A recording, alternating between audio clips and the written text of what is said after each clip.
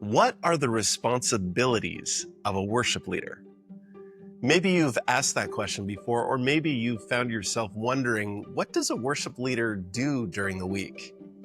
Well, in today's video, I want to explore what some of the tasks of a worship leader are and what they're actually doing during the week. Some people have this caricature that worship leaders must just be tuning their instruments and practicing their singing during the week. I can assure you, there's a whole lot more that we're doing during the week.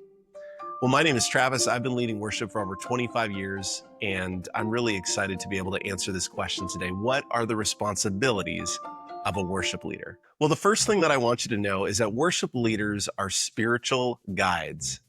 Their primary function is to help congregants in their church be guided and ushered into an environment where they can express their worship towards God. So at its core, the responsibility of a worship leader is to create an atmosphere where people can encounter and respond to God. It's far more than music. It's spiritual leadership in the room, creating a space and providing a place where people can express their worship to God. So being a worship leader is really about having a servant mindset. We often use music to express our worship. Keep in mind that worship is not music. Worship is an attitude of the heart. That's why people that cannot sing can worship God and have vibrant worship lifestyles, because you do not need to be able to sing in order to worship God. In fact, in John chapter 4, where Jesus gives the most concentrated teaching on worship in all of the New Testament, there is not a single word that is related to music in his teaching. I like to say it this way: worshiping God in spirit and truth is worshiping God with everything that you are, that's the spirit part, according to everything that he is, that's the truth part. Spirit and truth worship is worshiping God with everything that you are, according to everything that he is. And you certainly do not need to have music in order to be able to do that. So I think it's important to delineate that worship is not music. Worship is an attitude of the heart. Now, the church has a long-standing tradition of using music to worship. And so when it comes to being a servanthood leader as a worship leader, chances are you're going to be working with music on a regular basis. And I think what that means in that context is that as I'm choosing music and as I'm choosing how I'm going to create an environment where people can respond to God, I'm not creating an environment that works for me. I'm seeking to create an environment that works for the people that I'm serving. And I have them in the forefront of my mind. And so just to make this practical, sometimes it's not about choosing or singing your favorite worship songs. It's about singing the songs in the language that's going to help the people that you're serving to connect to God. So worship leaders have a responsibility first to honor and serve the Lord, then to serve their church and to serve their worship team. But you cannot get away from the fact that worship leadership is all about serving. If you think that worship leadership is about showing and showcasing your skills to your congregation and blessing them with the maybe amazing voice that the Lord gave you, that actually isn't worship leading. Worship leading is all about looking to the interests of others and putting them before your own. So worship leadership isn't about status. It's about enabling others to worship freely. Worship leadership actually has a lot in common with self-denial. In fact, I would go so far to say that if you're looking to the responsibilities of a worship leader, one of your responsibilities is to deny yourself of a style that you may prefer, of a song that you may prefer, of retiring a song that you've maybe had to sing too many times. There's no way that your preferences are going to perfectly align with the church that you're serving at. So often a great litmus test of the effectiveness of your worship leading is to really take an inward look and say, hey, is my worship leadership costing me something? And if you're getting up every Sunday and you're just being who you are and choosing the songs that you choose and really being driven by your preferences, there's probably lots of room to grow in serving the preferences of those that you ought to be leading. And that's really what worship leadership is about serving those that you are leading.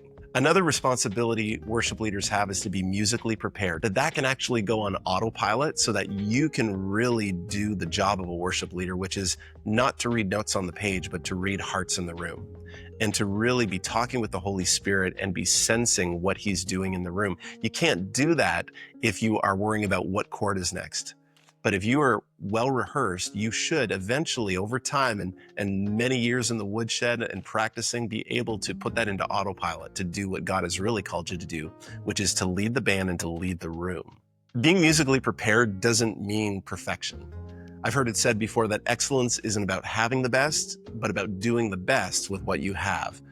What it means is that we are going to show up, not just phoning in, and worship is the most important thing that we can do with our lives. So why wouldn't we give it our greatest effort? So worship leadership has a responsibility to really strive in being the best musician you can, but even more importantly, the best Christian that you can by partnering with the Holy Spirit and offering your church and your team your personal holiness. Worship leaders have a responsibility of being recruiters and building bands and encouraging bands and helping bring out the best in people's musicianship. That doesn't mean that you need to be a pro at every single instrument, but what it does mean is that you're willing to come alongside someone to help them see their blind spots and to lovingly encourage them and give them opportunity to grow in their musicianship. Part of this responsibility means creating a family atmosphere where you know people by their name, you know their spouses' names, their kids' names, you take a interest in them that goes beyond what they can do for your team, but that really values and adds value to them as a person. A worship leader has responsibilities when it comes to planning sets of music, and most churches carry the tradition of singing before a sermon is preached. A worship leader has the responsibility of thinking through that and really planning a worship set that first and foremost honors God, but that's also aligned with what's best for the worship culture of the church, that honors a relationship with the senior teaching pastor and asks the question, how can I serve your vision this week in what we are planning to do, and working together as a team. That responsibility goes as far as the transitions in between the songs and creating an atmosphere where distractions are minimalized and the attention on Jesus Christ is maximized. Part of that comes down to administrative skills and just making sure that all the I's are dotted and the T's are crossed and the right people are scheduled. All of that is part of the weekly responsibility of a worship leader. So some of you watching right now are like, I am the least organized person. You are in great company because there are many creatives that are not naturally organized. My encouragement to you is surround yourself with someone that is. Part of your organization and part of getting better at your organization is your worship unto the Lord. Finally, one of the greatest responsibilities a worship leader has is in modeling spiritual maturity and growth. So it doesn't mean that we've arrived. In fact, we should be honest with our teams and letting them know, hey, I am not perfect, but to the best of my ability, I am partnering with the Holy Spirit to model for my team and for my church humility and servant-mindedness. And I'm trying my best to follow the Lord, to read His Word, to memorize His Word, to have an active prayer life.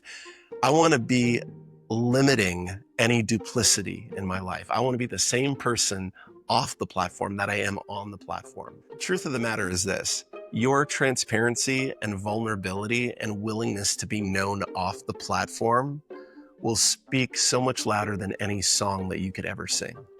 And our culture is craving for that type of authenticity. So worship leaders are responsible for having a continuing personal devotion to the Lord that not only is displayed on the platform, but that is actively happening off the platform as part of their leadership responsibilities. So make no mistake about it, worship leadership is a sacred calling, but it's also a great joy. And if you're watching this video because you're trying to get a sense of if the Lord is calling you to worship leadership, I just want to encourage you to take your next step. You might be in a local church where you're just putting your toes in the water and just wondering what it would look like to maybe be vocationally employed as a worship leader. I hope this video was helpful to you. You can find me on social media at Travis Doucette. And if you're interested in finding more resources, or if I can be a help to you in any way, you can reach out to me at my website. It's www.theworshiptrainer.com. It's been my joy to have this conversation with you today, and I'm looking forward to hearing from you so I can help you bring your worship leadership to the next level.